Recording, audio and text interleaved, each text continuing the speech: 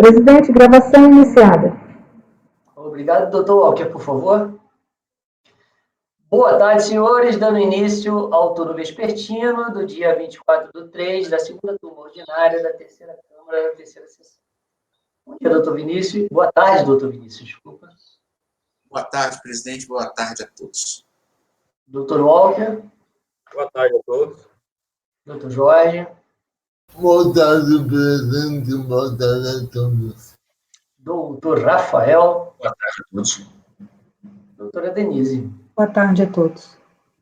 Bom, vamos iniciar a pauta com a sustentação oral do item 79 da pauta, que eu peço a Ana Tereza que convoque o patrono, por gentileza. Ok, presidente, farei a convocação.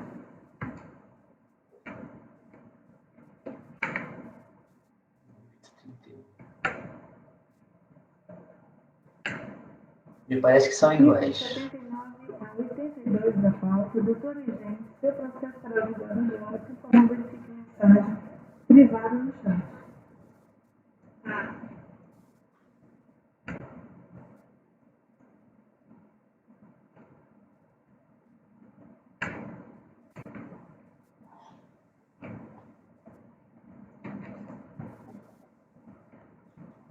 Patrono convocado, presidente. Ok. Isso aqui vai ser interessante, eu acho que a gente vai brigar. Ok, doutor, é só copiar e falar. Abrir uma outra aba, tá?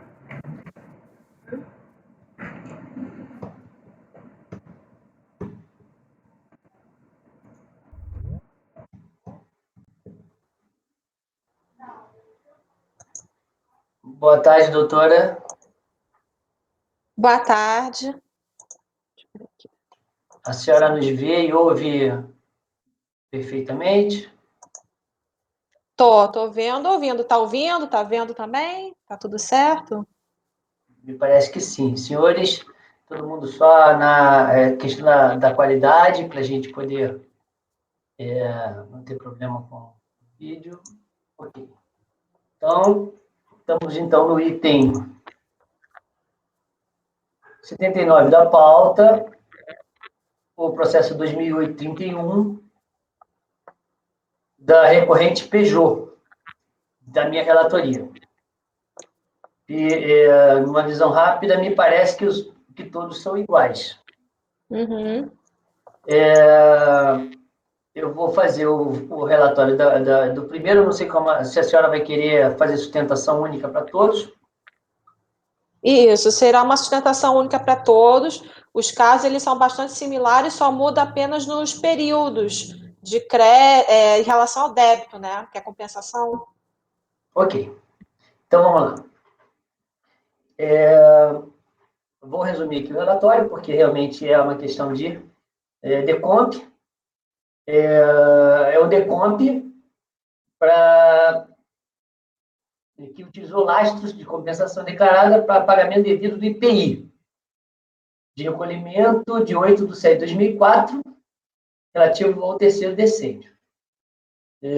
Por ação, são referentes ao estabelecimento tal, porque o IPI é por estabelecimento.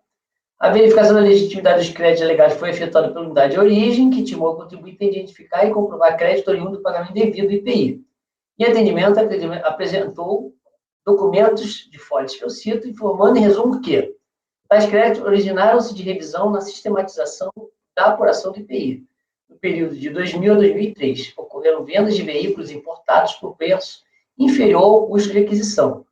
Pela sistemática adotada, sobre a diferença preço de compra menos preço de venda, calcula-se o IPI, e o montante era lançado no RAIP, por decêndio no campo estorno de crédito. Em 2004, porém, verificou-se que não havia fundamento legal para a exigência do IPI nos casos em que o valor de saída é inferior ao valor de entrada do produto do estabelecimento. Da mesma forma, não pode ser exigido o estorno proporcional do crédito relativo à entrada. Por consequente, durante aproximadamente 3 anos, o IPI fora pago indevidamente, a maior com base no valor tributável mínimo. Como o crédito gerado foi oriundo de pagamento devido ao maior, procedeu-se a compensação via PLComp, com débito de IPI determinados por decêndios, sem trânsito pela escrita fiscal da intimada. A SAORT de Volta Redonda analisou as informações apresentadas, mas não reconheceu o direito do crédito. Afirmou que o procedimento adotado pela interessada não encontrava respaldo na legislação do IPI. No tocante ao valor pleiteado como pagamento indevido, argumentou que a contribuinte não comprovou a redução do valor do saldo originalmente apurado para zero. Única forma de comprovar ter sido indevido o pagamento efetuado, na sua totalidade. Concluiu que o procedimento adotado pela contribuinte não se enquadra na sistemática de restituição de pagamento indevido previsto no artigo 65 do CTN, o que resultou no não reconhecimento do direito creditório. Consequentemente, a compensação declarada não foi homologada. A manifestação de conformidade, o contribuinte apresentou as razões, em síntese, a ilegalidade do artigo 136, sobre a questão do valor tributário mínimo, quando confrontado com os artigos 46 e 47 do CTN, que é imperiosa a manutenção de créditos escriturais indevidamente estornados, em razão do possível acumulatividade, inequívoca a existência dos estornos indevidos efetuados, que a autoridade administrativa não deve restringir seu exame ao que foi trazido ou provado pelos contribuintes, devendo agir com diligência na apuração do fato, e, afinal, requer a diligência para confirmar o valor dos créditos estornados como ajuste ao valor tributável mínimo, bem como a vinculação desses estornos com a diferença de valores de entrada e saída dos veículos importados. A DRJ Juiz de Fora julgou improcedente a manifestação de conformidade conforme está na emenda. Resignado, a recorrente interpôs recurso voluntário, no qual reclama pela nulidade do despacho decisório, reclama pela nulidade da decisão de primeira instância e afirma que os créditos de compensação líquidos e certos, portanto, passíveis de ser utilizados para quitar o débito do espírito. Tem recurso, requerendo seu conhecimento e acolhimento para reformar a decisão de piso, no sentido de declarar a nulidade da decisão recorrida, deferir o pedido de restituição e homologar a declaração, a compensação declarada. Esse é o breve relatório. Passo a palavra à patrona, são 14 horas e 16 minutos de Brasília. A senhora tem 15 minutos regimentais, doutora. A senhora está com a palavra. Obrigada, senhor presidente. Primeiro, boa tarde a todos, ilustre presidente, os demais conselheiros. Como aqui o conselheiro relator, ele relatou muito bem, trata-se de casos de compensações. O crédito que estamos discutindo são créditos de IPI, também débito igualmente de IPI, né? São, em relação, nos casos dos 4 processos, eles são todos créditos relacionados a IPI. Em relação aos débitos, tem algumas variações, que são de outubro, novembro, né? Alguns descendentes distintos, mas também são todos de IPI, né? Aqui a patrona, ela gostaria só de destacar alguns pontos em relação a esses casos. Primeiro, esses créditos tiveram origem em um contexto específico, né? Isso é antigo, né? Tanto que a gente vê que os créditos são do período de 2003, né? Então, assim, é um período em que a época a patrona ela buscava se firmar no mercado, né? Não é algo que ela faz rotineiramente, até porque não teria como, que é de importar veículos e revender por um valor inferior, mas por um contexto específico e estratégico da época, né? A empresa ela realizou a venda de alguns veículos importados e para a questão de competitividade e, sobretudo, se firmar no mercado, né? Em relação a alguns veículos estratégicos, questão de marketing, resolveu fazer a venda por valores inferiores, né? Então, o que o fiscal, né, a autoridade fiscal de Volta Redonda, né, ela questionou, que ela não reconheceu esses créditos, foi porque, na verdade, a empresa não teria observado o valor tributável mínimo que tinha no regulamento de 2002, no artigo 136, né? O primeiro ponto que a empresa gostaria de destacar é em relação justamente a esse artigo 136 do regulamento do IPI, né? Claro que ela traz alguns requisitos, né, na leitura dela, que devem ser observados em alguns contextos específicos que deve prevalecer o valor tributável mínimo, né? E o que o fiscal ele considerou aqui, que no caso a importação foi para um valor e a revenda por um valor inferior. Mas aqui, se formos na letra da lei do artigo 136, a gente vê que, na realidade, essa observância, nesse contexto específico, são para casos de empresas interdependentes. Também tem alguns precedentes já do CARF, que até a patrona trouxe aqui no memorial um destaque de um acordo, né, consta no memorial, né, que no caso do valor tributável mínimo, ela deve ser observada, no caso de comercialização, né, que aqui a gente está falando de comercialização, entre empresas que têm alguma relação e interdependência. Nesses 4 específicos, até pelas notas fiscais que foram trazidas nos autos, mostra que não tem nenhuma relação entre a recorrente, né, e, no caso, as empresas para as quais foram revendidos os veículos, que são as concessionárias, né?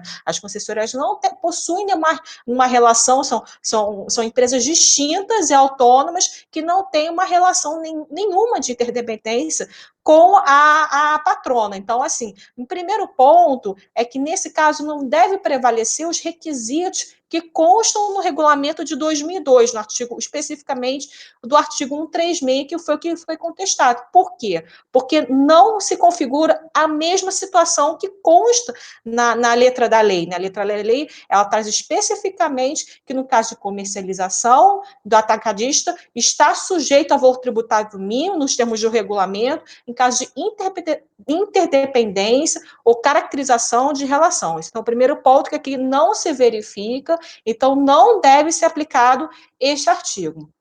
Um outro ponto que a recorrente gostaria de destacar é justamente também em relação ao artigo 136. Ainda que se prevaleça que o que a patrona aqui advoga, que não se aplica ao caso presente, mesmo que se entenda aplicável, conforme a autoridade fiscal concluiu que é aplicável ao caso presente, o artigo 136 está evado pela sua legalidade. Por quê? Porque o próprio Código Tributário Nacional, ela traz no seu artigo 47 que o base de cálculo das operações, ela deve ser exatamente, o base de cálculo deve ser o valor da operação. Nesse caso, o que a gente vê no artigo 36 é uma regulamentação justamente sobre a base de cálculo, né? Então, assim, ou seja, a próprio artigo 136 do regulamento de 2002, ela traz um regulamento específico que não que, na verdade, ela acaba por põe por água abaixo, né, por terra abaixo,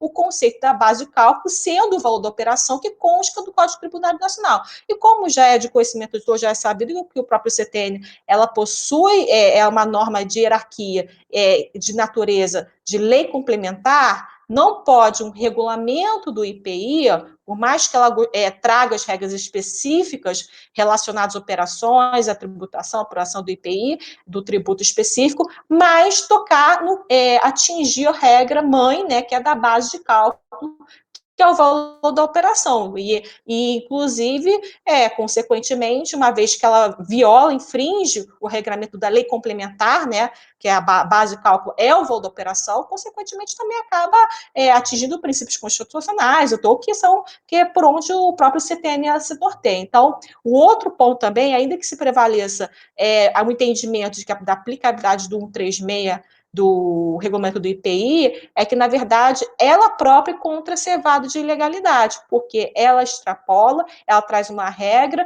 que contradiz o próprio CTN. Então, assim, são esses pontos que a recorrente gostaria de destacar. E, por fim, uma outra questão, que é a DRJ, ela suscita também, que é em relação à questão do estorno. Todos eles foram comprovados.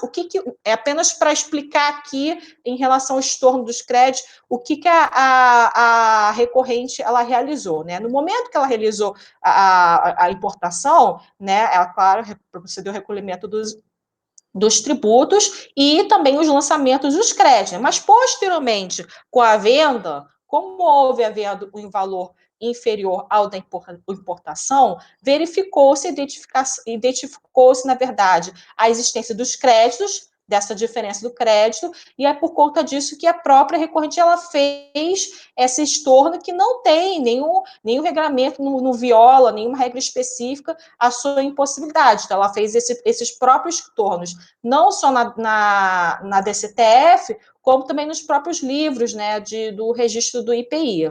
Então, assim, são esses pontos que a recorrente gostaria de destacar e ela se coloca à disposição para esclarecimentos. Obrigada. Agradeço ao patrono. Eu estou só ajustando aqui uma coisa no foto. Esse é o 2008-31. Esse é o 05. 06. 42. 2008-31. Então, vamos lá. O recurso é tempestivo e apresenta os demais pressupostos de admissibilidade de forma que dele conheça e passo a análise.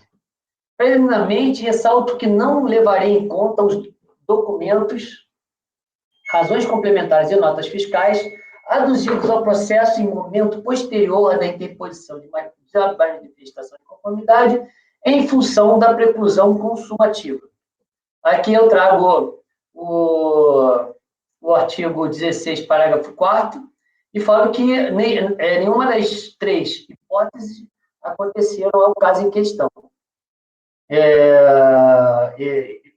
E aqui eu estou declarando a preclusão, né, é um direito de petição que foi colocado, eu tenho que responder, e eu estou falando que eu não estou levando em conta esses documentos. Passado esse introito, e respondido ao direito de petição, retorno à análise dos capítulos recursais apresentados, aí está a manifestação, mas eu já ajustei, o recurso voluntário. Primeiro ponto, preliminar e nulidade do disparo decisório. Alega recorrente que o disparo decisório está válido em nulidade insanável, uma vez que a fiscalização não mostrou a desconsideração da compensação efetuada, estando irrefragável o prejuízo causado à defesa da recorrente, em flagrante ofensa aos princípios da ampla defesa contraditória e verdade material. Após minuciosa análise no despacho decisório, constato que a autoridade fiscal teceu longas linhas para demonstrar a inexistência do direito creditório pleiteado. Sabemos que sem o débito tributário, a compensação fica prejudicada, pois não haverá créditos para extinguir os débitos declarados pelo sujeito passivo. E aqui, senhores, eu trago trecho do despacho decisório, onde ela faz a análise sobre a questão do crédito. Sendo assim, eu não vejo motivos para declarar a nulidade do despacho decisório. Eu vou colher voto por voto, né? Porque assim tem parte, né? Doutor Vinícius. Correlator. Doutor Walker Araújo. Então, eu olhei o recurso, tem dois pedidos de nulidade do despacho decisório. Não, dois? Não, tem um do despacho decisório e outro da decisão recorrida.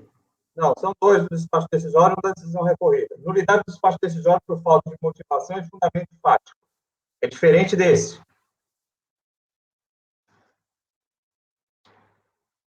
Está depois do princípio da verdade material. Aí tem nulidade do despacho decisório. Item 4.2.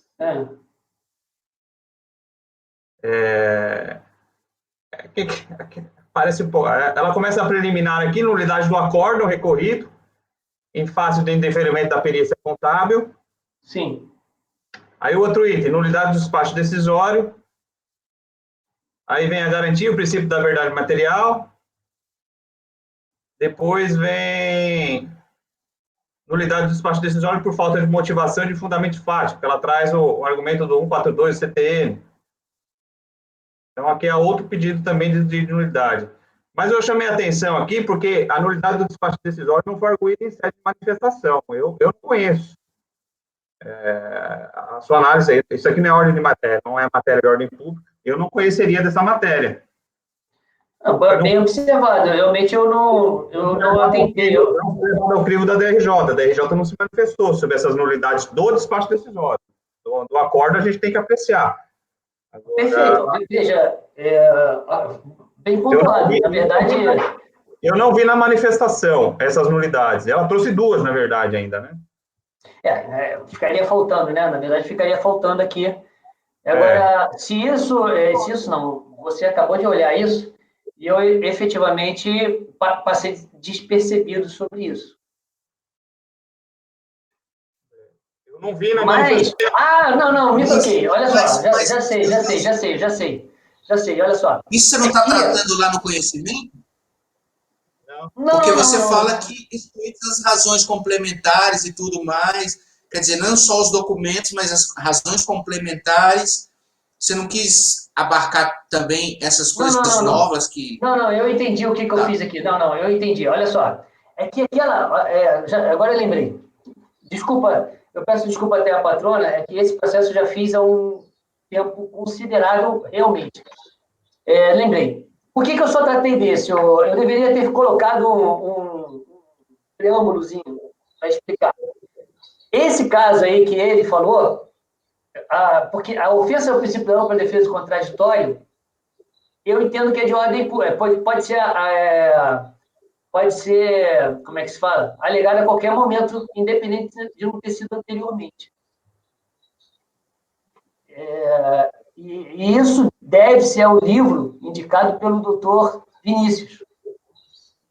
Isso. Só que eu deveria ter eu só não fiz um parágrafo que eu deveria ter falado, o quanto os demais, eu não deveria ter conhecido os demais, e nesse eu reconheço por entender que a questão de ofensa, a ofensa à ampla defesa e o contraditório é a questão de ordem pública, porque é do processo legal, e aí ele pode ser falado a qualquer momento. Mas não quer dizer que o senhor possa ter que concordar comigo, doutor. O senhor pode entender que nenhuma dessas matérias devem ser analisadas.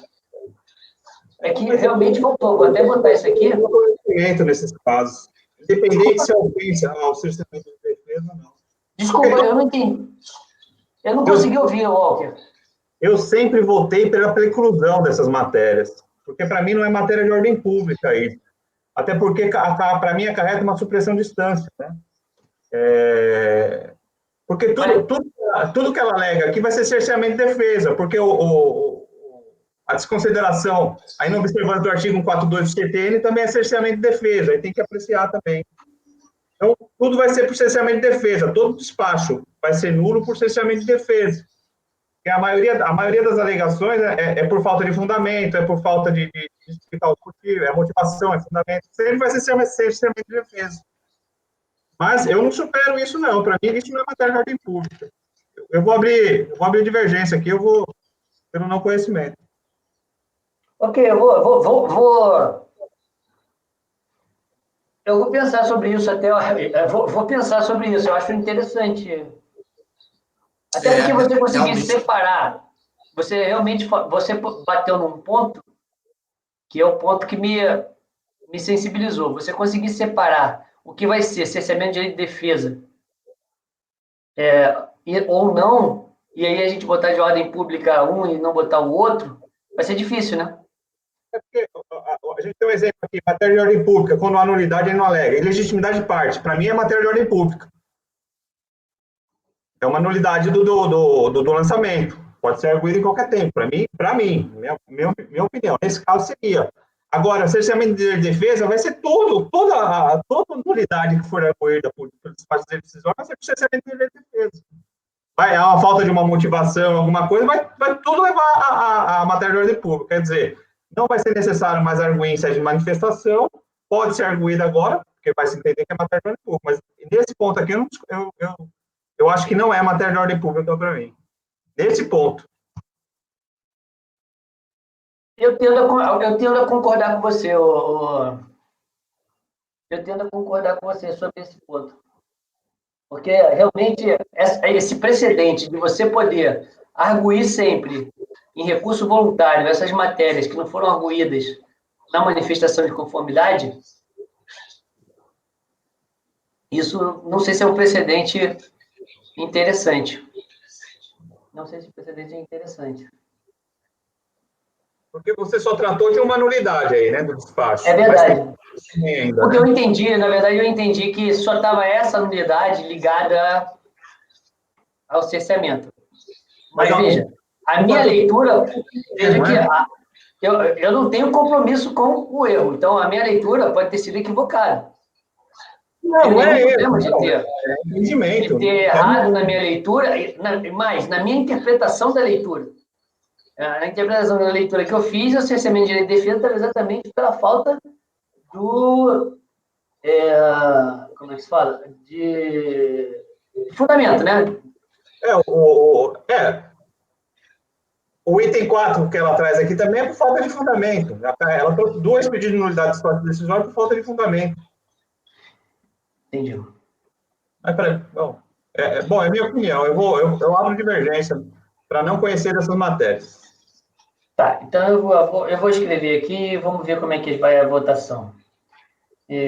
Walker, não conhecia da nulidade do despacho decisório. Ok. Eu vou continuar colhendo os votos. Doutor Jorge. Eu posso ter errado, mas sempre no caso meu, uma engenheiro que eu votei com o Walker, me corrigiu, Walker. Eu trouxe um caso semelhante e vocês falaram que era para borrar o tema, justamente por ter matéria de ordem pública. Mas qual matéria que era? Era essa de cerceamento de defesa? Qual o voto, Jorge? Qual o voto?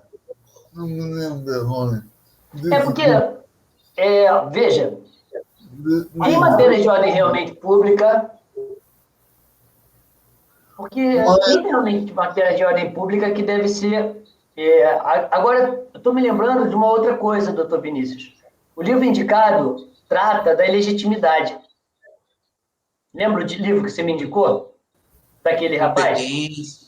Competência, legitimidade, exatamente porque ele é nulo desde sempre. A pessoa que fez não poderia ter feito o ato, então ele poderia falar de qualquer maneira. É verdade, é verdade. Estou lembrando claramente, agora recompondo o meu... Oi? Concluindo meu voto, podem dar breve análise, eu vou voltar com o Walker. Ok. Doutor Rafael. Está sem o áudio. Estava vendo aqui, estava entre a pasta do processo. Eu acompanho a divergência, presidente. Tá. Rafael. Doutora Denise. Bom, presidente, eu também entendo que é caso de não conhecimento, eu voto pela divergência. Ok. Bom, doutor Vinícius, eu vou mudar, então, essa parte do voto e vou votar pelo não conhecimento da matéria também. Eu também mudo meu voto, porque eu tenho visto decisões com esse novo código de processo, em que o judiciário, por exemplo, tem afastado essas alegações extemporâneas, porque a questão esses argumentos de nulidade deveriam ser trazidos antes e tem que, além de tudo, haver a prova do prejuízo. Tem que se alegar o prejuízo, desde sempre. Então, eu tenho visto muito isso e realmente eu estava já pensando em reconsiderar essa posição, porque realmente é muito aberto, como o Walker falou.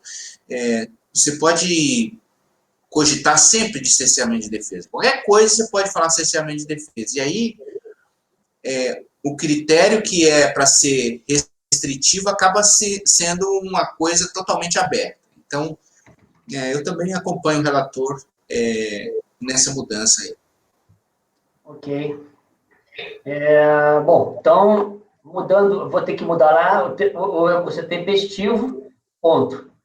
Aí, agora, quanto aos demais, eu vou ter que mudar essa parte aqui também, porque eu não vou poder falar que eu conheço todos, eu conheço só uma parte. E aí eu vou conhecer da preliminar da decisão, a partir da preliminar da decisão recorrida. O indeferimento do pedido de diligência. A interessada reclama pela nulidade da decisão recorrida em virtude da negativa da conversão de diligência. Pedimos principalmente para defesa de contraditório. Portanto, entendo que o pedido não merece prosperar. Na hora que se falar em ofensa citado pela recorrente, veja que a decisão guerreada se volta à análise dos documentos, dos elementos autos, e concluindo que os documentos contidos nos autos já eram suficientes para a formação da convicção da turma julgadora. Devemos ter em mente que não é cabível aquele texto que a gente fala que a diligência ele não é feita para aduzir provas que deveriam ter sido colocadas no processo no momento da manifestação de conformidade.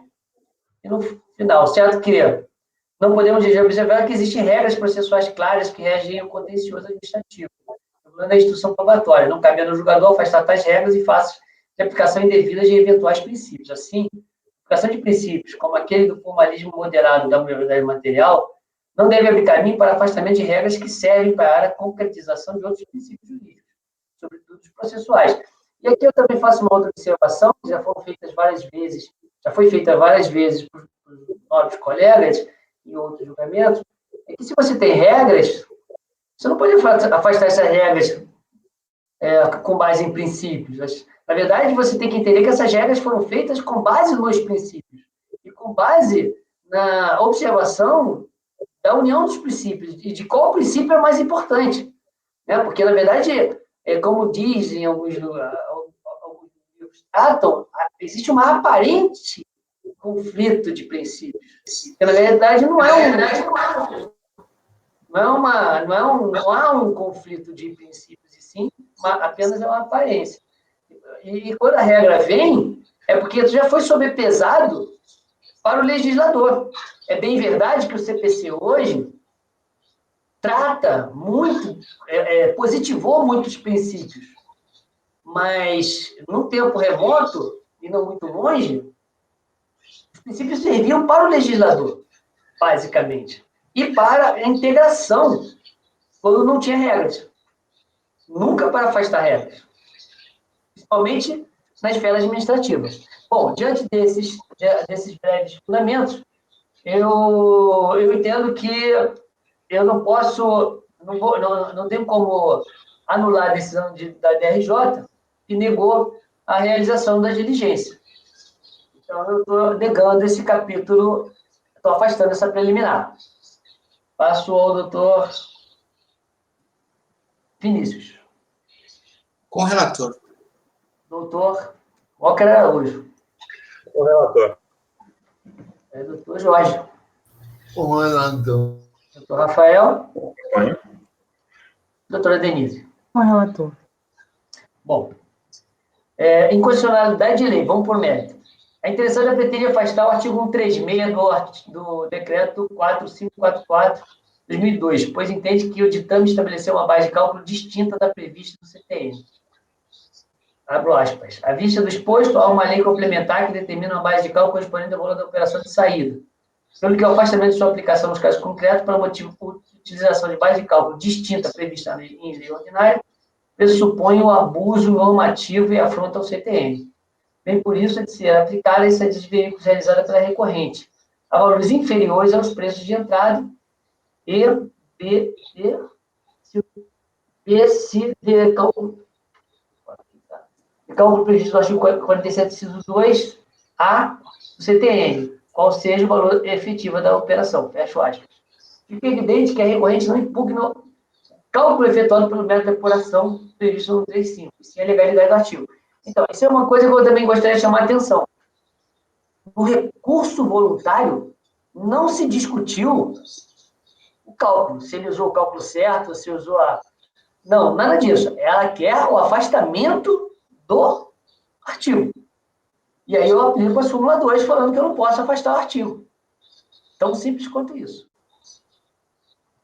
Manutenção dos créditos... Bom, quer que eu posso escolher o voto no final? Que aí dá tempo até de vocês lerem o recurso voluntário e tal. Manutenção dos créditos escriturais em razão do princípio da não cumulatividade de capacidade contributiva. Afirma a recorrente que Importava veículos e recolhia IPI importação, e em seguida realizava a venda de tais veículos a preços inferiores ao de entrada. Recorrente, escriturava os créditos decorrentes das entradas, mas por equívoco dos seus administradores naquele tempo, estornava os créditos proporcionais à diferença dos preços de entrada e saída. O procedimento de estorno, contudo, se mostra deveras equivocado, pois, 1. Não existe previsão legal que imponha tal conduta. 2. Ele termina por violar a sistemática condicional não cumulativa do imposto, corolário do princípio da capacidade contributiva igualmente previsto na Constituição. No acordo, a matéria foi assim tratada. A segunda razão apontada pela manifestante para defender que os estornos sob análise foram indevidos diz respeito à ausência de previsão para essa hipótese de estorno no artigo 193 do RIC. Nesse ponto, também entendo que não existe razão ao manifestante. O artigo 193 do RIC... Saiu todo mundo? Aí eu vou...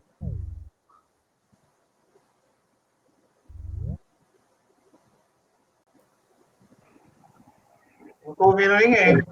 Tá, voltei. Agora estou. Porque tinha saído todo mundo. Onde eu parei? Nesse ponto, já tinha lido essa parte? Entendo que assiste razão ao manifestante. O artigo 193 do RIP relaciona os estornos obrigatórios. Saiu de novo. Vocês estão me vendo? Ou ouvindo? Sim. Sim. Sim. Tá, eu estou perdendo vocês, estou perdendo... O de vocês estão intermitentes também? O meu deu uma saída recente agora, nesse momento.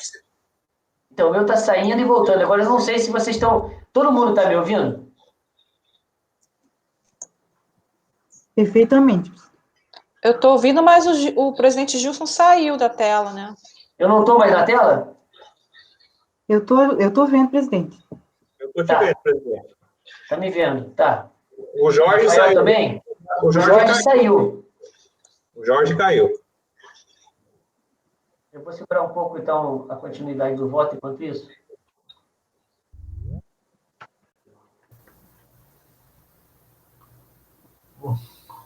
Vamos ter. Voltou, mas aí saíram os outros.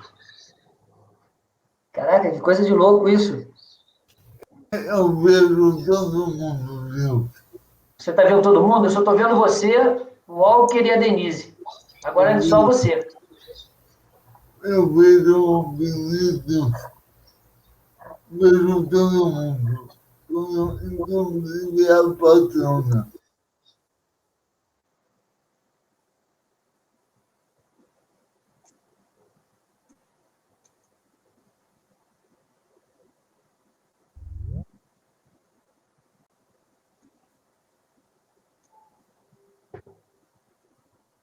Agora deixa eu... Posso continuar. Está todo mundo aí?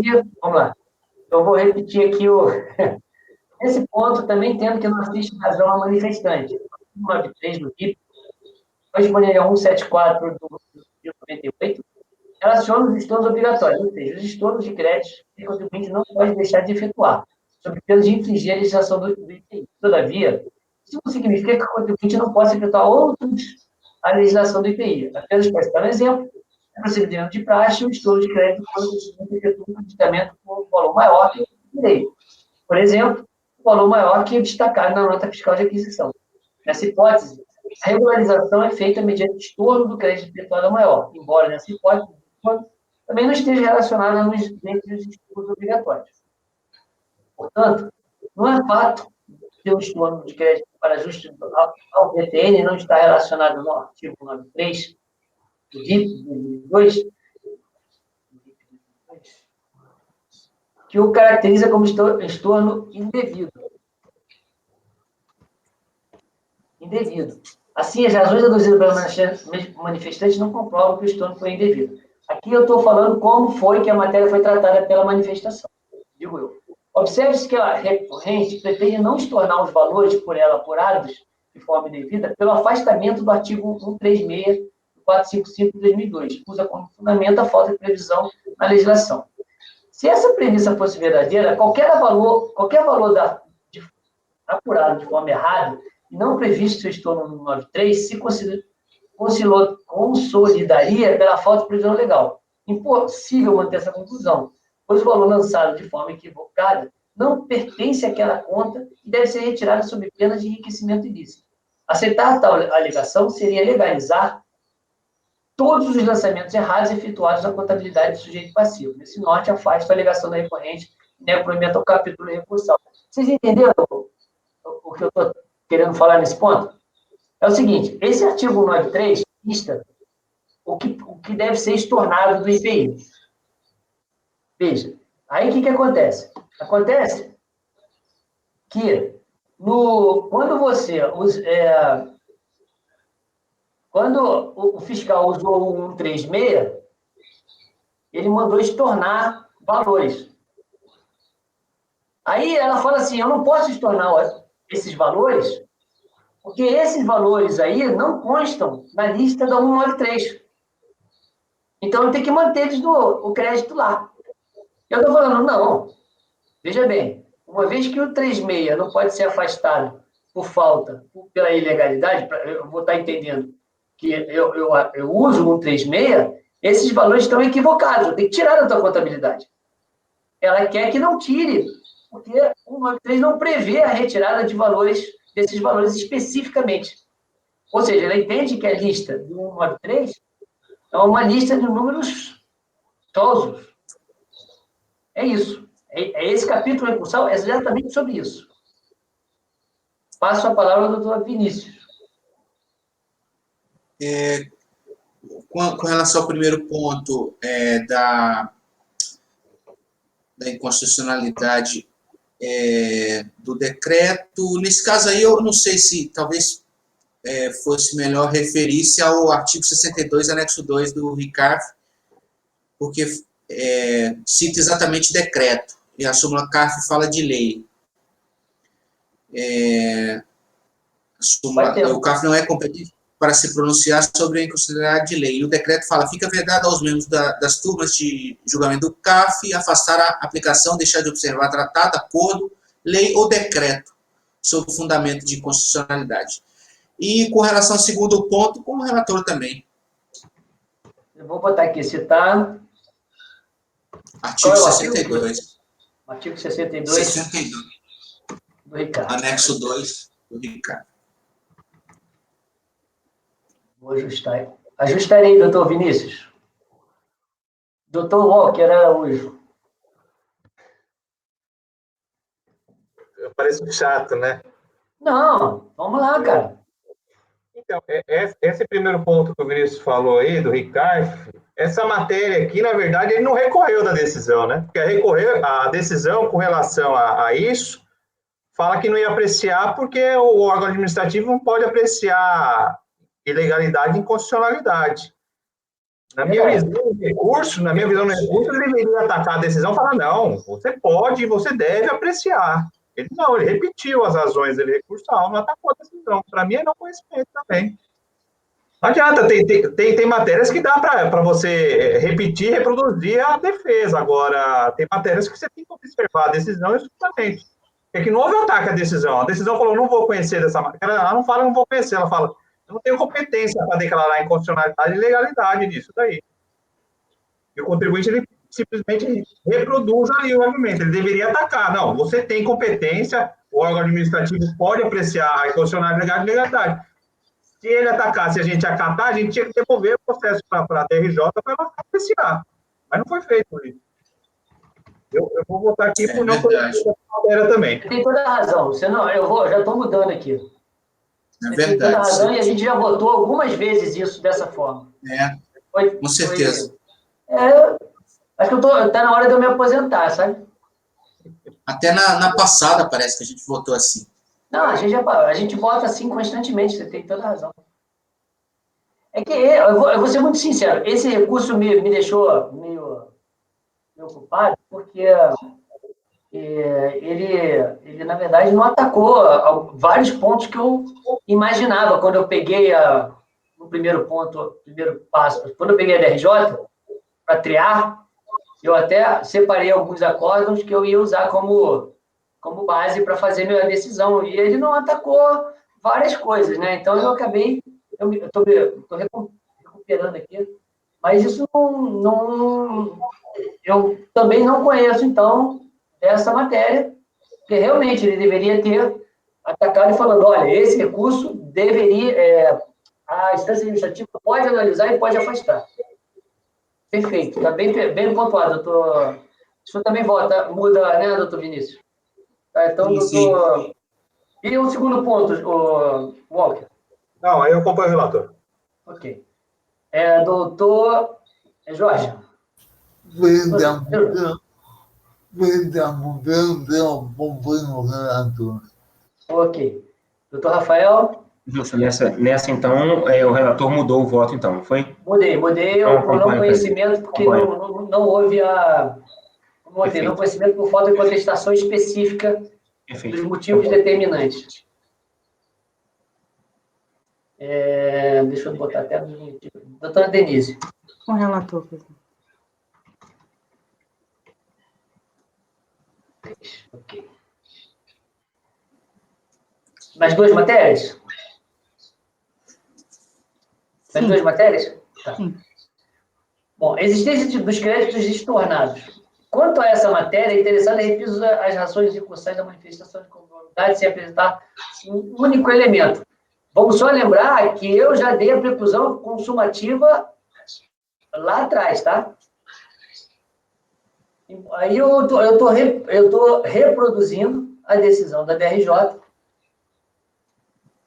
Deixa eu ver, não é tão grande assim, dá para ler. Embora tenha efetuado ajuste ao VTN mediante estudo de crédito, procedimento não adequado, o valor do imposto recolhido pela contribuinte foi devido, em razão de estar obrigado a observar esse valor limite mínimo, como anteriormente tratado, e se impede a restituição de qualquer parcela do pagamento efetuado, pois não ocorreu o pagamento de um único centavo do imposto além do devido. Em outras palavras, não basta a adoção de procedimento impróprio para garantir o direito à restituição. É preciso que esse procedimento inadequado tenha resultado, de fato, um pagamento de tributo em valor superior ao devido em fase da legislação tributária aplicável. Isso não ocorreu no caso do exame. O segundo fundamento adotado pela unidade de origem para não reconhecer o direito creditório diz respeito à falta de comprovação do valor indicado pela contribuinte como pagamento devido. Mesmo se considerado fosse o estorno como indevido, a unidade de origem argumentou que o valor pleiteado pela contribuinte não foi comprovado pela recorrente mediante a apresentação de livros e documentos fiscais. Visando melhor a instrução do processo, foi solicitada a anexação da cópia do RAIP, relativa ao pedido de apuração do pagamento alegado como indevido, segundo o despacho de folhas 186. Segundo a cópia do RAIP, da Fórmula 19397, apresentada pela contribuinte, da apuração de folhas 196, relativa ao TCD de março de 2004, não consta qualquer valor de estorno historiado como ajuste ao VPN. Ora, se a justificativa para a restituição for estorno indevido, não há reconhecer qualquer montante de pagamento indevido na ausência de estorno vinculado ao ajuste do VPN. Por isso, a autoridade concluiu que o pedido de forma como efetuado não se coaduna com as normas atinentes à restituição, uma vez que a contribuinte não conseguiu comprovar, mediante sua escrituração fiscal, que foi indevido o valor total do recolhimento efetuado, de 689 mil, pois na última DCTF, retificadora apresentada foi informada IPI zero para estabelecimento interno. Para comprovar que o pagamento foi indevido na sua totalidade, imprescindível para a apuração do imposto, como a eliminação de eventual estorno indevido, atestar o valor devedor igual a zero, ou saldo credor. Não há reparos a serem feitos quanto a esse procedimento. Para pleitear a restituição de um dado pagamento, é necessário comprovar qual o montante daquele pagamento especificamente foi indevido. Não existe restituição por acumulação de valores pagos a períodos de apuração distintos. Quanto à comprovação do valor do pagamento indevido, a manifestação não trouxe nenhum fato novo em sua defesa, apenas solicitou a realização de diligência para tal comprovação, que será tratada no próximo item, que foi quando ele negou a diligência. Então, na verdade, não apresentou documento nenhum, ele pede a diligência para para instruir o processo. O diretor disposto, em virtude de que a interessada não apresentou argumentos para contrapor a ratio decidir que é o quadro de manutenção de conformidade, mantenho a cópia dos seus próximos fundamentos e nego o provimento de recurso voluntário. Por todo exposto, como não restou. Ai.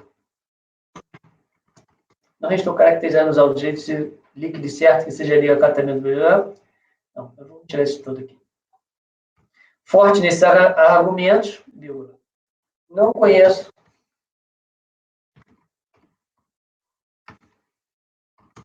de parte do recurso e na parte conhecida, afaste das preliminares, a preliminar suscitada, porque aí eu vou estar tirando a preliminar de nulidade do acordo, do despacho decisório, e nego o provimento ao recurso voluntário. É como eu voto. Passo ao doutor Vinícius a segunda parte e última do voto, doutor Vinícius. Com o relator. Doutor Walker Araújo. Relator. Podendo ser chato.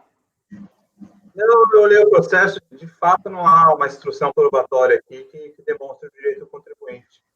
E, inclusive, aquela petição que ele trouxe a posteriori do recurso também traz algumas notas fiscais também, mas não há aí um cotejo entre os argumentos e os documentos, né, para demonstrar o efetivo direito. Então, eu acompanho o relator. Ok. Doutor Jorge.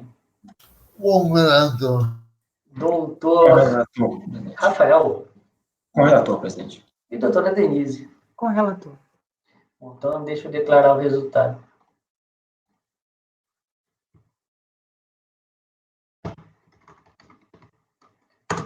Então, acordo dos membros do colegiado, unanimidade de votos e não conhecer de parte do recurso. Na parte conhecida, unanimidade de votos e rejeitar a preliminar arguída. No mérito, também por unanimidade de votos e negar provimento nos termos do voto do relator.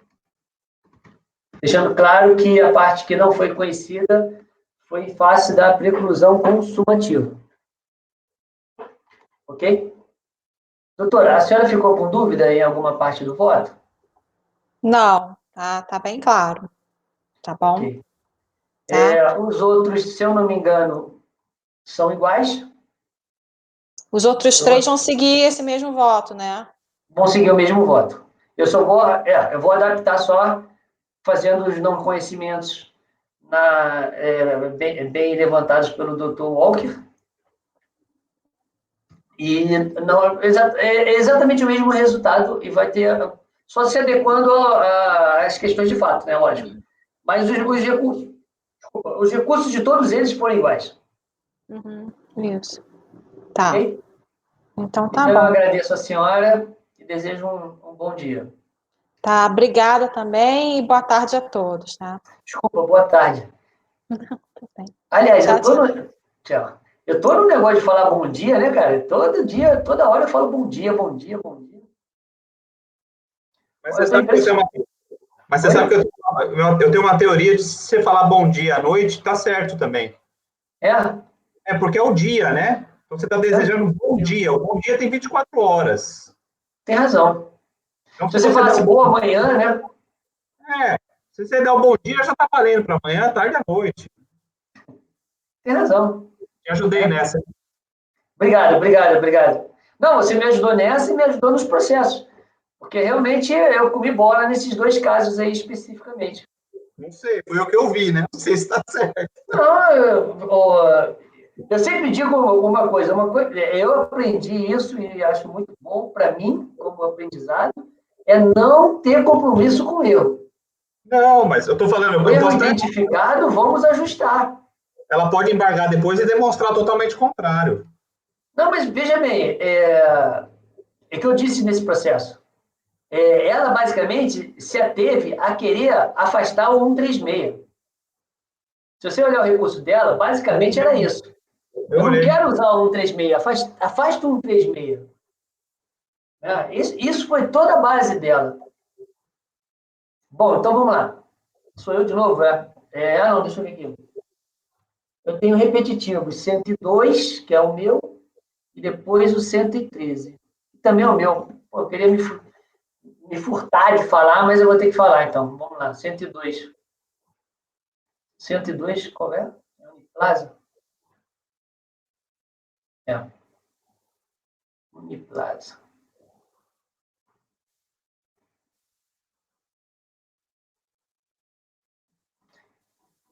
Esse Uniplaza aqui acho que é mais rápido. Vamos lá. Vamos agora ao item 102 da pauta, da minha relatoria. É um processo também, é um paradigma de vários repetitivos. Só uma coisa, a gente só pode tirar 5 processos, tá?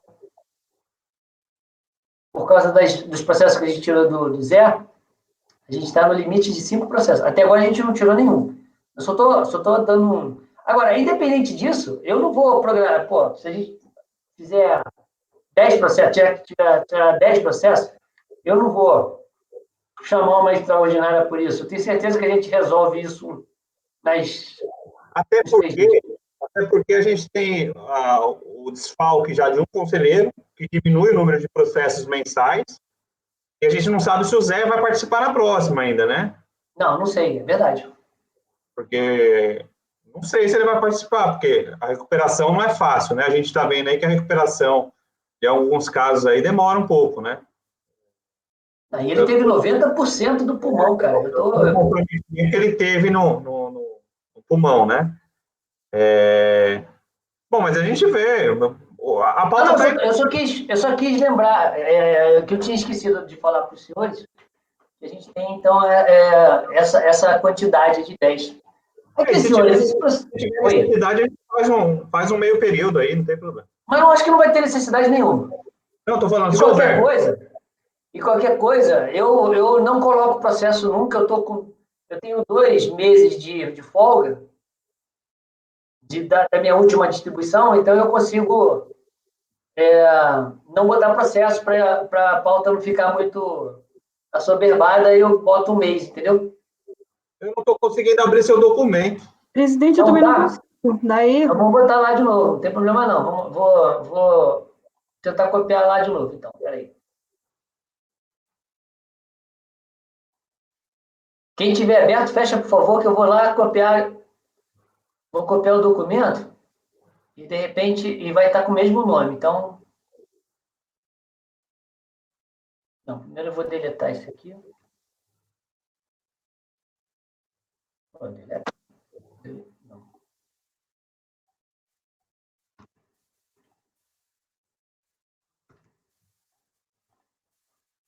Tem alguém aberto nesse aí? Alguém está com ele aberto? Nenhum? Ninguém está com ele? Ah, tá.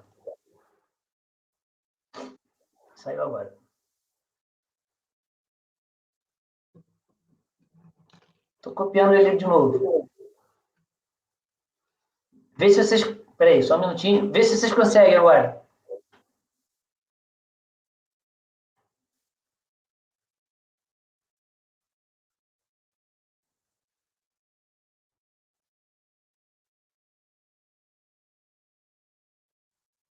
Conseguiram? Abriu. Conseguiram? Abriu? Tá. Não sei por que não conseguiu daquela vez, mas tudo bem, vamos lá. Senhores, aqui é muito tranquilo. Esse processo aqui,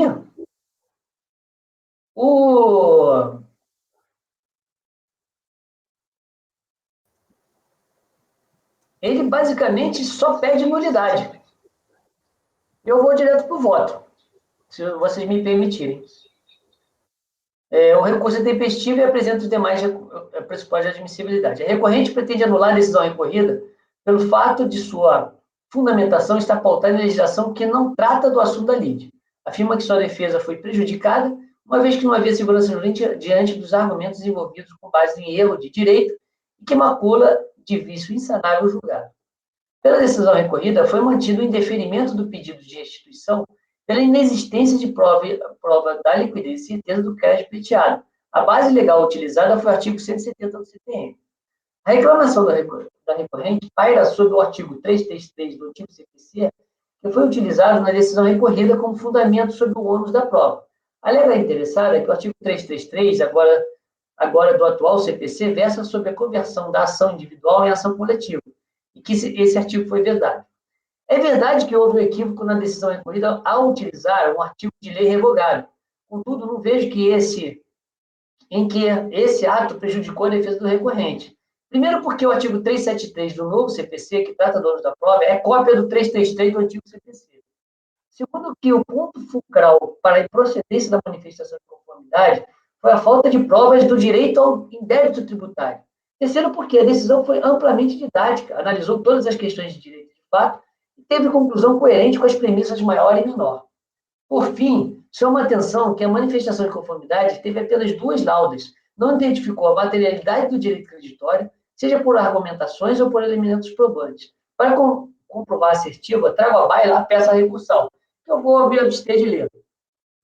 Aquele recurso, na minha visão, nem deveria ter sido conhecido, pois a alegação foi genérica. Contudo, a decisão recorrida o conheceu e julgou de forma clara e objetiva, oferecendo todas as oportunidades para o interessado apresentar seu recurso voluntário e apontar os motivos que a decisão deveria ser reformada ou até mesmo anulada.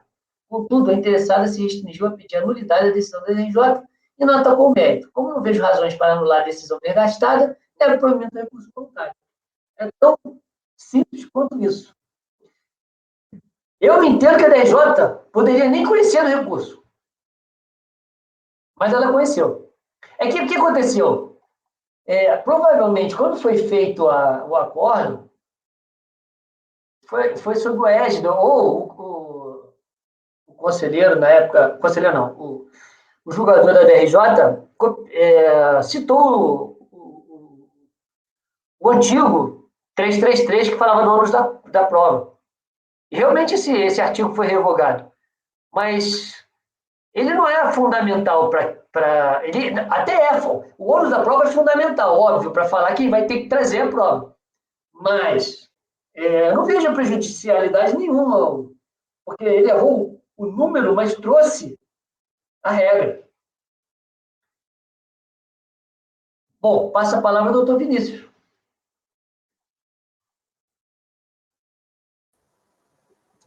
Com o relator. Ok, doutor Walker Araújo. O relator. Doutor Jorge Abud. Com relator. Doutor Rafael. Relator. Doutora Denise. Com o relator. Então, vamos lá. Então, NPU, negado o provimento por unanimidade. E aí, esse mesmo resultado eu copio para os outros.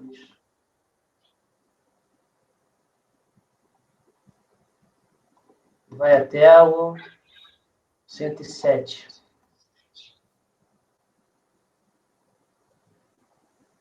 Tá. Temos mais um.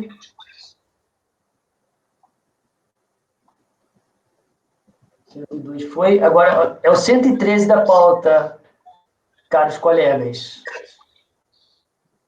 O item processo final 2009-28, comercial industrial Branco Pérez de Café. 113. Ok. Vamos lá ele.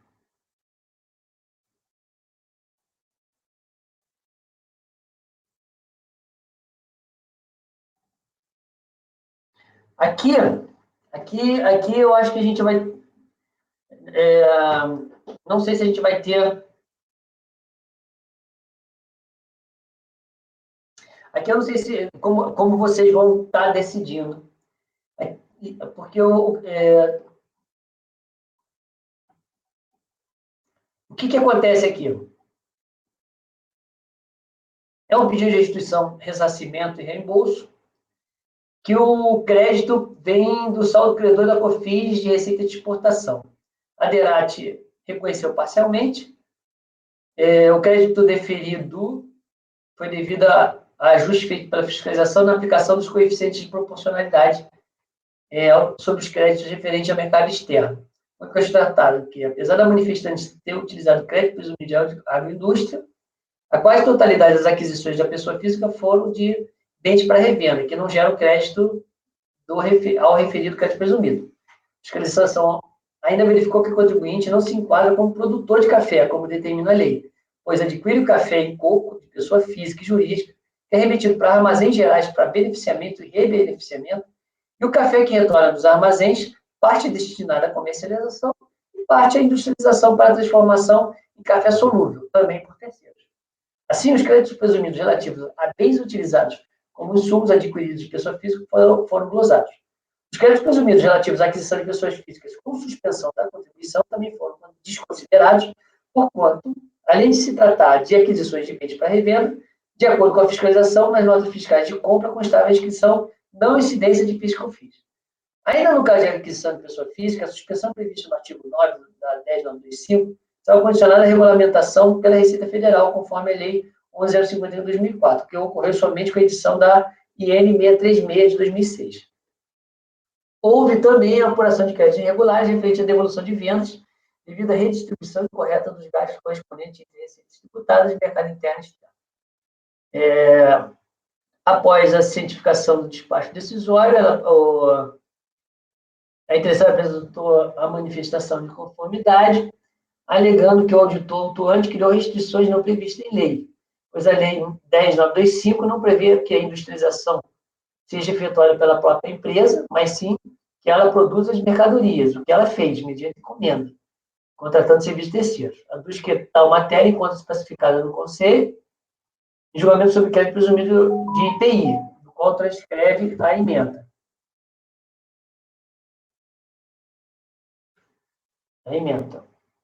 Assim, entende que faz jus ao crédito presumido referente à aquisição de pessoas físicas, constando no capítulo 9 da MCM. A quarta turma da LJ Ribeirão Preto julgou improcedente. Inconformado, o sujeito passivo apresentou o recurso e repisou os argumentos. Vou ao voto. O recurso é tempestivo e apresenta as demais pressupostos de admissibilidade. A questão central da lide restringe a definir se o fato de a interessada beneficiar o café por encomenda, por meio de terceiro, afastaria ou não o direito de utilizar o crédito presumido previsto no artigo 8º da Lei 10.925 de 2004, uma vez que não há essa vedação de forma expressa na lei. Essa controvérsia foi objeto da solução de consulta 352, formulada pela própria interessada em 28 de 4 de 2004, com a decisão proferida em 13 de 7 de 2007, cujos trechos pertinentes e a conclusão abaixo transcrevo. Bom, em resumo, ele fala o seguinte: diante do posto, soluciona a presente consulta respondendo a interessada que a pessoa jurídica adquire cafeinicultura de pessoas físicas, residente no país e remete para beneficiamento em armazém geral, mediante contrato de prestação de serviço, recebendo café não torrado, classificado na MCM e tal, destinado à comercialização e industrialização de café solúvel, classificado no código tal, não faziam jus ao crédito presumido que tratavam os artigos 10 e 11 da Lei 10.637 e 10.833. Nem tampouco faz jus ao crédito presumido da forma prescrita no artigo 8º, uma vez que não se enquadra na condição de pessoa jurídica, produtora de mercadoria de origem animal ou vegetal. Fecha aspas. Portanto, de acordo com a solução de consulta da própria interessada, se o beneficiamento for efetuado por terceiros, caracterizando a industrialização por encomenda, não haverá direito ao crédito. 2 pontos surgem. A solução de consulta tem aplicação obrigatória para consulente? Se tiver obrigatoriedade, é aplicável nesse caso, levando em conta as datas? Para o sujeito passivo, não resta dúvida. A questão é se o CARF tem a obrigação de observar a dita regra ou se pode produzir decisões para consulente de forma contrária à solução dada pela administração tributária. Senhores, aqui eu vou dar logo a minha opinião. Eu entendo, particularmente, e eu sei que essa decisão talvez seja até minoritária, é que se o sujeito passivo tem uma solução de consulta própria, seja para o bem ou para o mal, eu tenho que observar, na minha visão. E aí que eu venho trazendo os motivos que eu entendo que tem que observar. Então, eu não vou ver aqui, vamos ver. Daí no texto acima, que eu trago o texto do Marco Vinícius Néder e da Maria Tereza Martinez. A solução tem o objetivo de pacificar a relação administração-administrado. Ao analisar o decreto 7235, identificaremos que ele é composto por 4 capítulos. Aí eu cito os capítulos. No capítulo referente ao processo de consulta, consta todo o procedimento a ser adotado pelo sujeito passivo pela administração. Chama a atenção para o artigo 54, que define as competências de julgamento em primeira e segunda instância. Define que terá instância única as consultas relativas aos tributos administrados pela CRF, e as formuladas pela classificação fiscal de mercadoria, formuladas pelos órgãos centrais da administração pública, por entidades representativas de categorias econômicas ou profissionais de âmbito nacional. É evidente que os procedimentos do processo administrativo fiscal e do processo de consulta não se cruzam, não cabendo, portanto, criar um recurso por via oblíqua para discutir o teor de consulta feita pelo sujeito passivo. Assim sendo, não vejo com bons olhos a possibilidade do sujeito passivo provocar uma consulta, obter resposta da administração e manter sua conduta de forma diversa da consulta apresentada. De certa maneira, ao inaugurar o litígio por transgressão à interpretação de consulta por ele formulada, o sujeito passivo está criando, de modo transverso, uma forma de revisar a consulta, forma essa não prevista na legislação.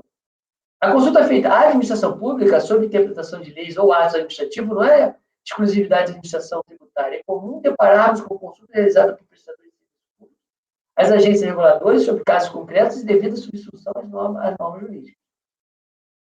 Aí, isso aqui também é uma opinião minha, né? As soluções proferidas pelas agências são utilizadas constantemente como razões de recursar nesse tribunal, e nesses casos as turmas não discutem o mérito do parecer, apenas o aplicam. Gostaria de entender o porquê de ventilar um tratamento diferenciado às soluções de consulta proferidas pela Secretaria da Receita Federal do Brasil, se é desse órgão a competência para oferecer ao administrado a interpretação da administração tributária sobre o caso concreto. Forte nesses argumentos, entendo que a observância da solução de consulta é obrigatória, tanto para o consulente como para a administração tributária. Quanto ao segundo ponto, esclareço que o pedido se refere a fatos geradores ocorridos no ano de 2005. A solução de consulta 352 foi protocolada em 28 de 4 de 2004 e teve decisão em 13 de setembro de 2007. O pedido de ressarcimento foi protocolado no dia 27 de 9 de 2006. Portanto, antes da data da decisão definitiva da solução do controle. Nesse quadro, não vejo possibilidade de aplicação retroativa da mencionada consulta. No outro giro, a lide posta nos autos já restou pacificada no âmbito da Receita Federal, por intermédio da consulta COSIT 631, que eu aplico como mutatis mutandis. No caso em questão, a interessada requer tanto na manifestação de conformidade quanto no recurso voluntário direito de crédito presumido referente à questão da pessoa física prevista no artigo 8º. Diante das premissas admitidas pelo relator, dou o provimento parcial ao recurso para admitir o direito ao crédito presumido e determinar a quantidade de origem e analisa as demais questões. Então, veja bem, aqui eu quis botar 2 pontos. O primeiro ponto, que poderia até não ser contemplado, mas eu queria deixar pontuado, para a redundância, é que, para mim, se tem solução de consulta, eu devo aplicar. Nesse caso específico, eu não vou estar aplicando porque ela foi posterior, então eu estou afastando. Porém, existe uma solução de consulta, aí no caso 631, que eu aplico. E nessa solução de consulta dá direito a ela. Então, eu estou dando provimento parcial ao recurso para admitir o direito ao crédito presumido. E determinar que a unidade de origem as demais questões referentes ao pedido de ressarcimento da COFINS, apurado pelo regime da não cumulatividade referente ao segundo trimestre de 2005. Porque ele parou na questão dele não poder fazer o pedido. Então, teve uma prejudicial lá na frente. É como eu voto, senhores. Desculpe o por eu ter alongado um pouco, mas eu queria pontuar isso e ouvir de vocês a opinião do doutor Vinícius. Gilson, presidente. Sim. Quem está falando? Rafael, posso adiantar? Posso atravessar aqui a fala do doutor Vinícius? Na verdade, você não está atravessando, não. Lembre-se que depois do voto do relator, a gente está em deliberação. Perfeito. A gente julgou um processo da mesma empresa, bem semelhante, em dezembro. Até com a conselheira Larissa tinha julgado semelhante na turma dela. E a gente julgou em unanimidade em sentido contrário em relação ao crédito presumido, pelo fato... Aí me corrija, porque eu li o processo, estou lendo esse processo agora. Nós entendemos que o fato dela terceirizar o beneficiamento não daria o direito ao crédito presumido. É o acórdão 3302, 010, 220. 220. Isso. Sim, realmente eu não lembro desse acórdão. A pergunta é se ele... Eu creio que seja o mesmo assunto. Eu estou tentando gerar similitude aqui pela Não, na verdade, a questão é exatamente essa questão do encomendante de utilização por encomenda. Nossa emenda foi assim: Deixa eu até checar, unanimidade de voto. Eu estou com o acórdão aberto. Não faz jus ao crédito presumido da contribuição, não. A pessoa jurídica que terceiriza a produção, visto que não é essa pessoa jurídica quem de fato produz a mercadoria, requisito essencial para a fruição do benefício. Eu realmente não me lembrava, mas, porém, contudo, eu posso mudar e eu estou mudando o meu voto aqui. Porque, na verdade... Mas espera aí. Oi? Tem um porém aí, mas aí, nesse voto que você citou, que o Rafael citou, isso. Quem que está pleiteando o crédito? É a encomendante? É a mesma tá empresa, Tiago Pérez. É a mesma empresa. Ah, é a mesma? É a mesma empresa. É o acórdão 3302-010-220, de 15 de dezembro de 2020. A mesma composição, incluindo a doutora Larissa. Inclusive, nesse processo de dezembro, eu citei um outro acórdão, que é da Maria Eduarda. Então, da Maria Eduarda, no mesmo sentido também.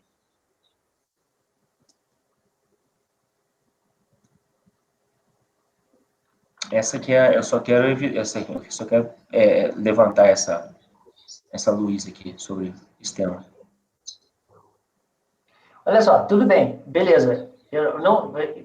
Provavelmente lá não se discutiu, não foi levantada essa norma, a solução de consulta positiva 631. Não deve ter. Provavelmente. É chato a gente ter uma decisão diferente?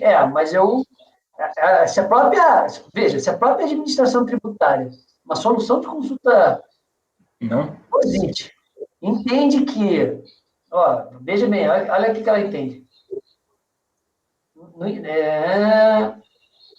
Está aqui, por consequência, as aquisições de serviços de industrialização por encomenda, utilizadas na produção e fabricação de bens ou produtos destinados à venda pela consulente, desde que contratados de pessoas jurídicas e que tenham sofrido incidência de COFINS, enquadram perfeitamente o conceito de sumo prescrito pela legislação da não cumulatividade gerando dessa maneira direito a crédito. Essa é a conclusão dada pela própria administração tributária. Eu mantenho o meu voto. Eu estou resgatando aqui o acórdão para checar a similitude e quais foram as razões de decidir.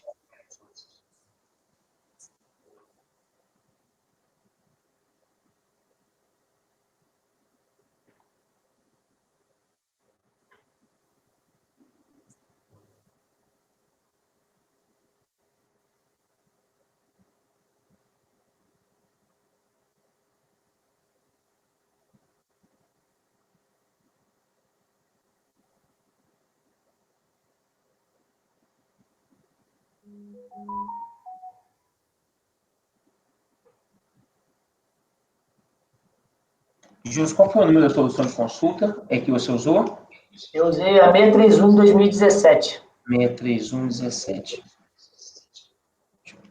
E essa aí é da COSIT.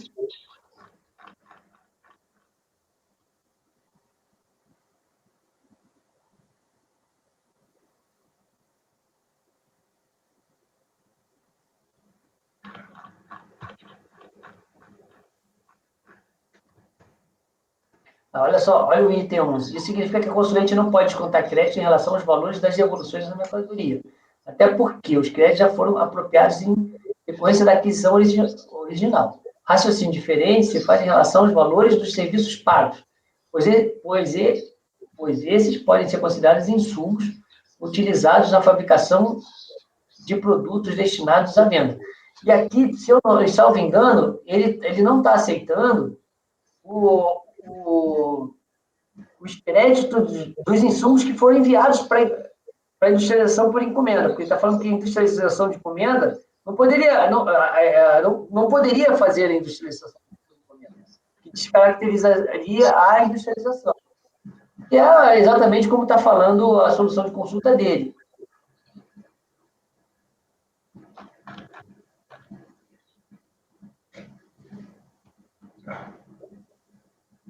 Aqui a gente usou a solução de consulta 352. 352 e qual é o período de apuração dela? 2006. Olha só, não poderia nem ter sido usado. O pedido foi 2006, olha só. A Terceiro decisão trimestre. foi 13/7/2007.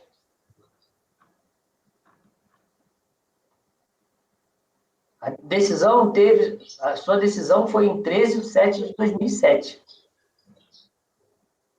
O meu aqui foi protocolado 27/9/2006 e eu não estou aceitando, porque foi antes da decisão. Então, eu entendo que não poderia retroagir, não poderia nem usar essa solução de consulta. E a gente não reparou isso, hein?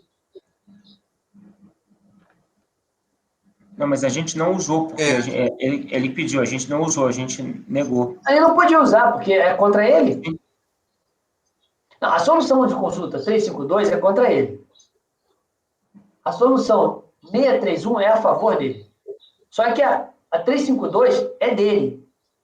A 631 não é dele, mas é uma geral que hoje vai estar regindo a administração tributária, na minha visão. Eu acho que em 2017 já estava valendo o novo procedimento de consulta, não está, Vinícius? Você lembra de cabeça? Sim. Eu não me lembro qual ano que foi. Valendo. Oi? Estava valendo, sim. Eu acho que esse caso aqui, que o Gilson está tratando de uma forma mais correta, eu acho. Porque quando a gente tratou essa questão no voto do Rafael, a gente foi naquela análise vamos dizer assim, semântica da lei. Não é, Rafael? Acho que o que aconteceu foi pessoas que produzam, e aí você vai em toda a exegese do que significaria isso. Pessoas que produzem. Isso aí. Produzem. Então, mas se existe uma decisão da Receita, um parecer da Receita, isso aí é uma solução de consulta COSIT, né? Sim. Específica para a empresa? Não, calma. A da COSIT não é da empresa, não. Certo, é geral, é um parecer. É uma solução de consulta COSIT. Por isso que eu te perguntei se já tinha mudado. Oi? Se existe uma coisa da COSIT, ou seja, a própria Receita não vê litígio nisso. Uhum. Certo? É como, vamos dizer assim, ela lava as mãos. É igual o Pôncio Pilatos aí. Eu acho que não tem que crucificar o Barrabás, não. Eu acho que tem que... Essa foi boa, cara. Essa foi... Eu acho que...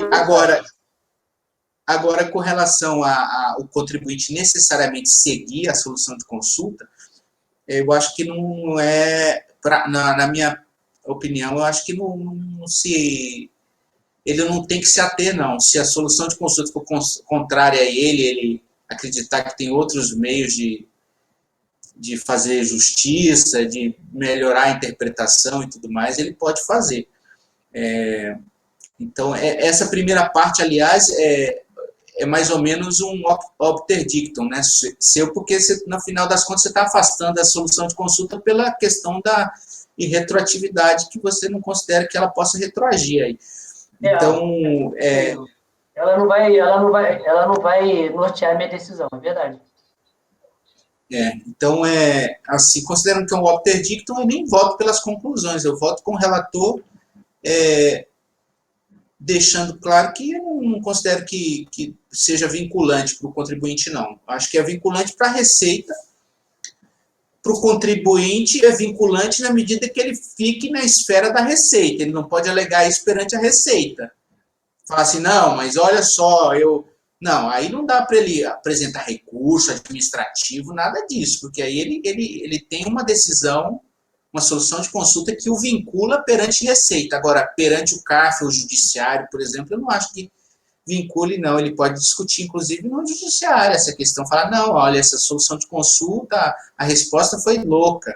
O cara lá da COSIT ou da DISIT estava viajando e viajou na maionese aqui, está errado isso. Então, quer dizer, não acho que vincula perante Receita o contribuinte, não perante todos os órgãos. Então, assim, voto com o relator. Eu acho que essa leitura aí, a partir dessa nova norma da COSIT, me parece mais correta.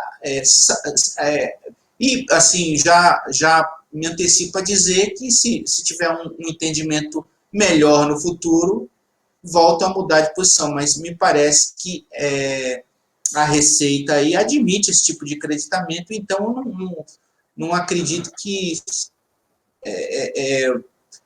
tenha que haver dissenso ou controvérsia numa questão que a Receita já se manifestou e já diz que está valendo. Então, voto com o relator. Ok, passo a palavra ao doutor Walker Araújo. Eu tiraria toda essa parte aí do acredito, mas eu sei que o presidente não vai tirar.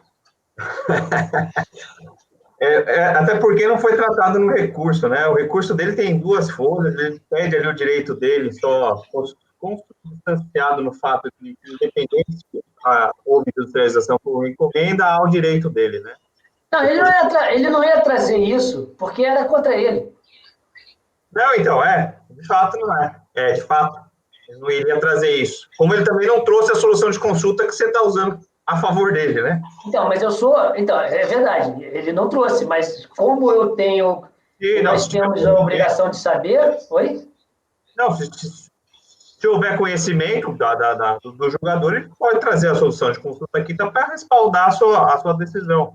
Talvez quando nós julgamos o processo do Rafael, nós não tivemos conhecimento dessa solução de consulta. Não, com certeza a gente não devia ter.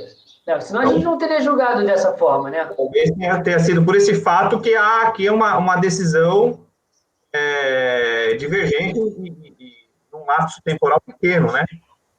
Naquele fato lá não houve, né? Ninguém trouxe, nem o próprio contribuinte, porque talvez ele não tenha levado essa questão naquele julgamento.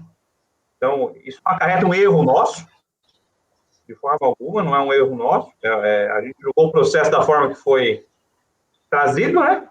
Sim. Os argumentos, a gente julgou da forma que foi trazido. Talvez a gente possa ter passado essa questão de solução de consulta, mas não dá para saber todas as soluções de consulta, né? O contribuinte ele também tem o dever de informar, né? Até ele poderia apresentar, se é fato novo, apresentar uma petição apartada que seria conhecido como argumento. Naquelas Claro. 16 do parágrafo 4º.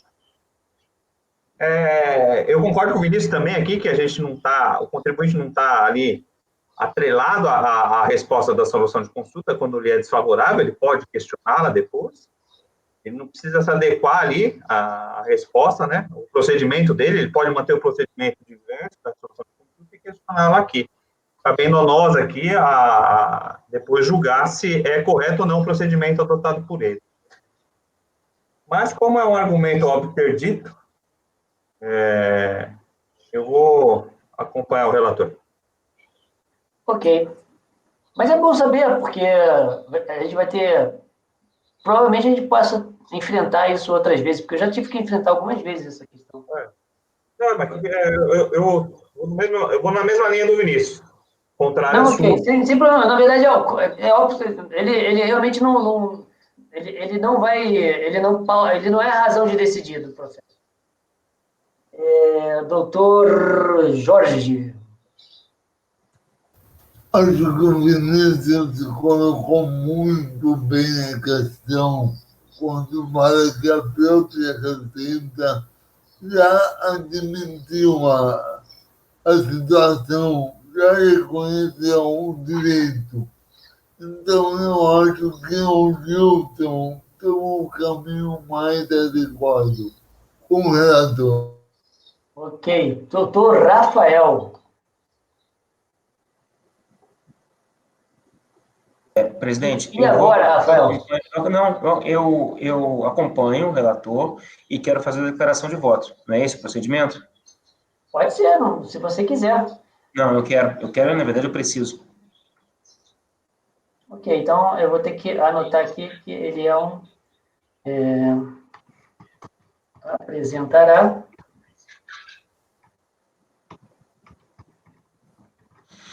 Doutora Denise. com o relator, presidente.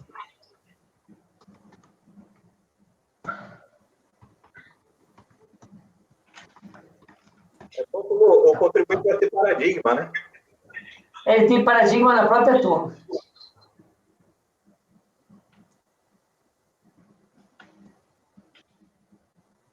Mas, que você falou uma coisa que é real. A solução de consulta, nem todo mundo vai pesquisar. Isso aí, eu sou todo mundo. Não, tô te ouvindo. É você que saiu agora.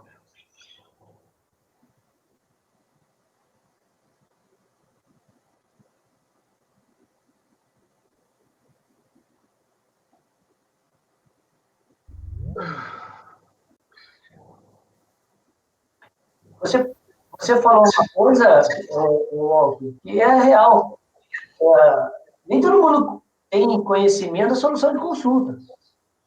É que eu boto um íconezinho de solução de consulta aqui no meu espaço de trabalho e vou nele, mas nem para economizar meu tempo. É que, olha só, a solução de consulta é a favor do contribuinte, pô, eu não vejo o porquê da gente ficar jogando contra. Você tem lá o próprio órgão da administração falando assim, olha, contribuinte, você pode fazer isso que você tem direito. Aí eu vou contra essa solução de consulta COSIT, entendeu? Então, o meu entendimento é o seguinte, o contribuinte tem que fazer o papel dele, né? Porque sim, se ele todo tem que trazer, é verdade. eu tenho que ficar consultando solução de consulta, eu tenho que ter conhecimento de lei, norma. Solução de consulta não tem que ter, porque solução de consulta é um precedente, na verdade, né? E quem tem o dever de informar isso é o contribuinte, ele que tem que acompanhar as modificações aí, né? E o pior é que, para a gente, ele não é nem um precedente vinculante. Não. Então, se o contribuinte não trouxer isso nas razões dele, para mim, eu não vou ficar consultando. Eu tenho que julgar o processo da forma que ele foi posto. Se eu tiver conhecimento, às vezes, às vezes eu tenho conhecimento de revogação de uma penalidade que o contribuinte não arguiu. Aí eu lembro, não, essa lei foi revogada. Isso aí é ótimo. Agora, você imagine todos os casos que a gente julga, a gente tem que ficar procurando solução de consulta para o contribuinte? Porra, não, isso é uma... E diga-se de passagem, lá no site da Receita, que mudou, então você trabalha achar as soluções de consulta. Sim, não, e é dever da parte. Talvez no decisões, eu acho que o Vinícius talvez tenha esse acesso a decisões, eu não tenho. Eu perdi o acesso às decisões. Oi? Não tenho mais. Se você pegar escritórios aí que tem uma estrutura muito boa, às vezes escritórios pequenos não têm, mas eles têm esse acompanhamento, né? De decisões, eles recebem lá notificações de decisões da Receita Federal. Qual é o nome daquele Fiscosoft? Eles informam tudo. O Fiscosoft vai avisando tudo que vai saindo. E escritório governo normalmente tem uma equipe lá que fica só vendo isso só. Saiu alguma coisa, eles já linkam o processo que eles têm e informam, você entendeu? Bom, senhores, são 2h41, 3h41, vocês querem o intervalo e continuar ou vamos mais um pouquinho? Acho que dá para ir mais um pouquinho, né? Peraí, eu não entendi, Jorge. Você deu uma balançada de braço, mas não falou nada. Fala aí o que você quer. Qual é a tua opinião? Pode seguir. Então tá bom. Então é o senhor mesmo, Jorge. Armazém Coral Limitada. Item 108, processo final 2008, 31. Estou sem som. Sem som, Jorge.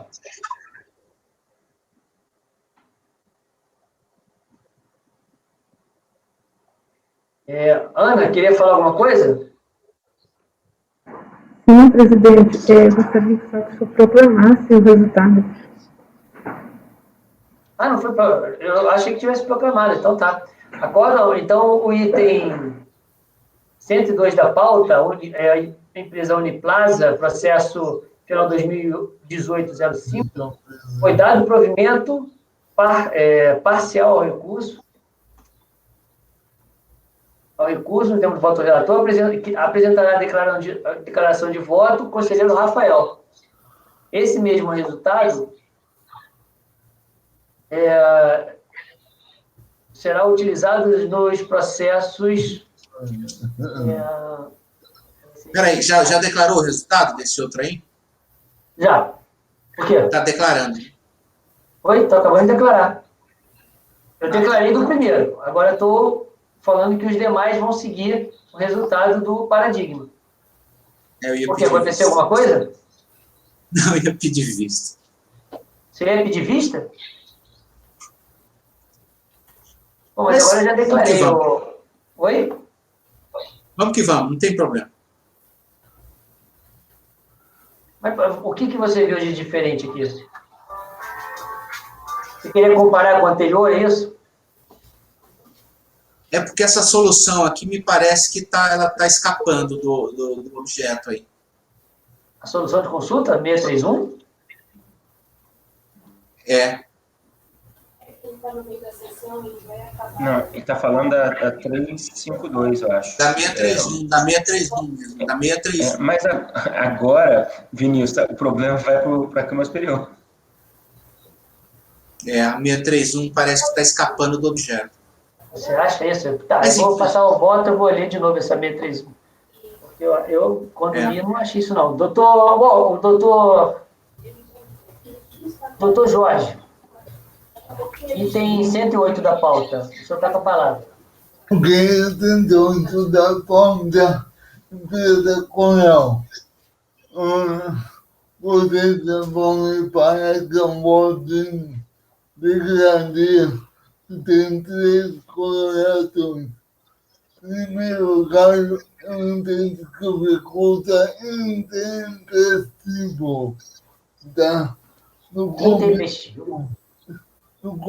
do voto, eu monto uma tabela com as datas, a tabela de criação do Walker e do Serenato, chamando a atenção que há um despacho no processo de Folha 76, que eu reproduzo no voto, que aponta que não houve ingresso do recurso voluntário no tempo adequado.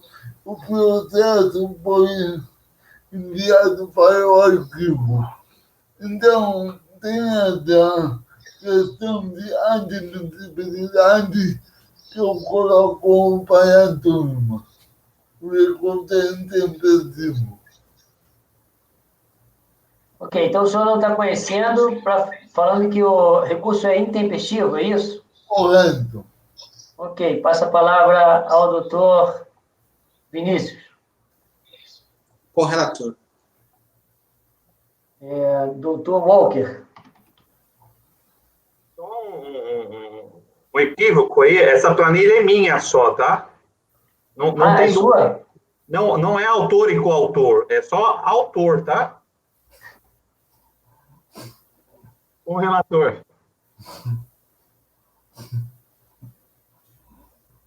Com relator.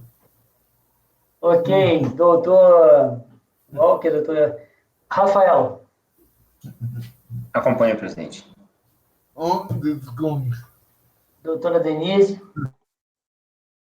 Com o relator, presidente. Eu também voto com o relator. Então, NCU, não foi conhecido. E não conhecido o recurso e facilidade de tempestividade. Só isso. Temos o voto do relator. Esse foi o 108, né? Agora o 109 da pauta, doutor Intercam, corretora, 2003-90. Presidente, poderíamos dar um intervalo agora? Posso dar um intervalo. Ana, você poderia interromper a gravação? Ok, presidente, gravação interrompida.